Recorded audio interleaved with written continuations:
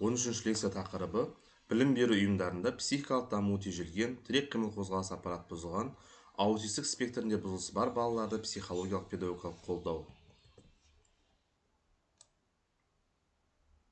Жоспар: психикалық дамуы тежелген балаларға сипаттама, психикалық дамуы тежелген балаларға психологиялық педагогикалық қолдау, тірек қимыл қозғалыс аппарат бұзылған балаларға сипаттама, тірек қимыл қозғалыс сипатты бұзылған балаларға психологиялық педагогикалық қолдау көрсету, аутистік спектрінде бұзылыс бар балаларға сипаттама бойынша жоспары түрлерімен келесі бағыт бойынша таныстыратын боламын.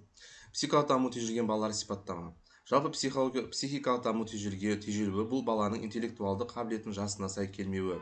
Психикалық дамудың тежелуінің негізгі бұзылыстары интеллектуалды деңгейі, көбіне таным процестері, зейін, логикалық, есте сақтауы, ойлауы, кеңістік бағдарлауы төмен болып келеді. Бұл балалар өзінің құрдастарынан кеш жүріп, кеш сөйлейді.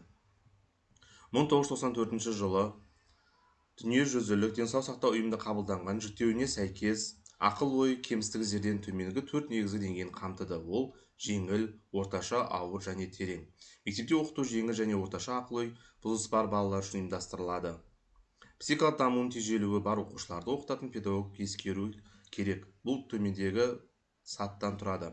Тапсырманың баланың дамуына сай болуы, баланың жеке тұлға ретінде қарап оң жетістіктерін көріп мадақтау, сынып жетекшісі мен ата-ананың тығыз байланыста болуы, түзету мекемелерінде көмек алуға ықпал жасау, балаларға аяқ сұрақтар қоюға және сұрақ қойған соң жауап беруге уақыт беру, оқушының танымдық шаршап қалуын ескеру арқылы демалу уақыттарын ұйымдастыру болып табылады. Психикалық дамуының тежелуі бар оқушылар мен психолог жүргізетін жұмыстар. Баланың жеке тұлғалық ерекшеліктерін анықтау, оқу әрекетін ойын түрінде ұйымдастыру, сыныптан тыс тәрбие сағаттарын ұйымдастыру, баланың шаршап кетпеуін қадағалау, арнайы әдістемелермен оқыту, жылдық диагностикалық даму деңгейін салыстыру. Баланың психикалық дамуында бұзылысты заңдылықтарын алғаш Лубовский тұжырымдап 3 деңгейге көрсетті. Бірінші деңгей: ақпаратты қабылдау, қорыту, сақтау және пайдалану үдерісінің бұзылуы, қоршаған орта жайлы түсініктердің баяу және ұзақ уақытта қалыптасуы, әлеуметтік психологиялық дезадаптация қаупі. Екінші деңгейі: анализаторлық жүйенің бұзылуы, мидың ерте кезде органикалық зақымдануындағы даму заңдылықтары. Үшінші деңгей: ақыл-ойдың бұзылуы, яғни жалпы және тұрақты психикалық жетілмеу немесе ерте балаларда аутизмнің бұрмалау дамуы. Тірек қимыл қозғалысы аппараты бұзылған балаларға сипаттама. Тірек қимыл қозғалысы бұзылған балалар бұл орталық немесе шеткері жүйке жүйесінің, сүйек бұлшықет жүйесінің туа біткен немесе жүре пайда болған патологиялар салдарынан қимыл қозғалыс функциясы шектеулі балалар. Олардың қозғалысы белсенділігі толық немесе жартылай бұзылуы мүмкін. Бұл өздігінен жүру, дене қимылдарын үйлестіру, ұсақ моторика дағдыларын дамыту және күнделікті тұрмыстық әрекеттер орындау қабілетіне әсер етеді.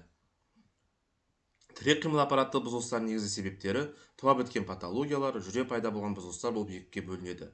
Тірек қимыл қозғалыс аппараты бұзылған балалармен педагог жүргізетін негізгі жұмыстар: арнайы білім беру әдістері, яғни инклюзивті және арнайы білім беру бағдарламаларын қолдану, технологиялық құралдарды пайдалану, интерактивті тақталар, арнайы компьютерлік бағдарламалар, ассистивті технологиялар, дифференцияланған оқыту, баланың жеке мүмкіндіктеріне қарай бейімделген оқу бағдарламалары, қозғалыс дағдыларын дамыту, ерекше әдістермен моториканы жақсарту болып табылады. Тірек қимыл қозғалыс аппарат бұзылған балалар мен психолог жүргізетін жұмыстар: эмоционалдық тұрақтылықты қамтамасыз ету, баланың өзін-өзі бағалауын арттыру, сенімділігін нығайту, мотивацияны дамыту, яғни оқу мен жеке даму үшін ішкі уәждені күшейту, психологиялық бейімделу, баланың ортасына сәтті бейімделуіне көмектесу, стрессті басқару дағдылары, өзіне деген жағымды көзқарасты қалыптастыру болып табылады. Аутистік спектрінде бұзылысы бар балаларға сипаттама. Аутизм спектрінің бұзылысы бұл жүйке жүйесінің дамуындағы ерекшелік. Ол әлеуметтік қарым-қатынаста сөйлеу мен мінез-құлықтық қиындықтарды көрініс табады. Аутизм бар балалар қоршаған ортаға ерекше сезімтал болуы мүмкін және көбінесе қайталанатын әрекеттерге бейім болады.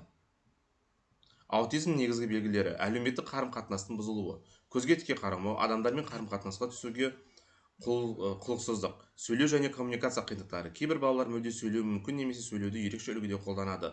Сенсорлық ерекшеліктері: дыбыстарға, жарыққа жанасуға жоғары немесе төмен сезімталдық болып табылады.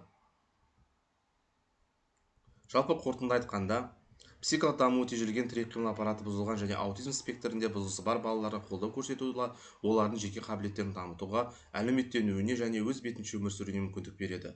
Мұндай балаларды оқытуда кешенді тәсіл қолдану олардың өмір сапасын жақсартудың және қоғамға толыққанды араласуының негізгі шарты болып табылады. Сондықтан білім беру ұйымдарында инклюзивті және арнайы білім беру жетілдіру өзекті және маңызды міндет болып табылады. Назарларыңызға рахмет.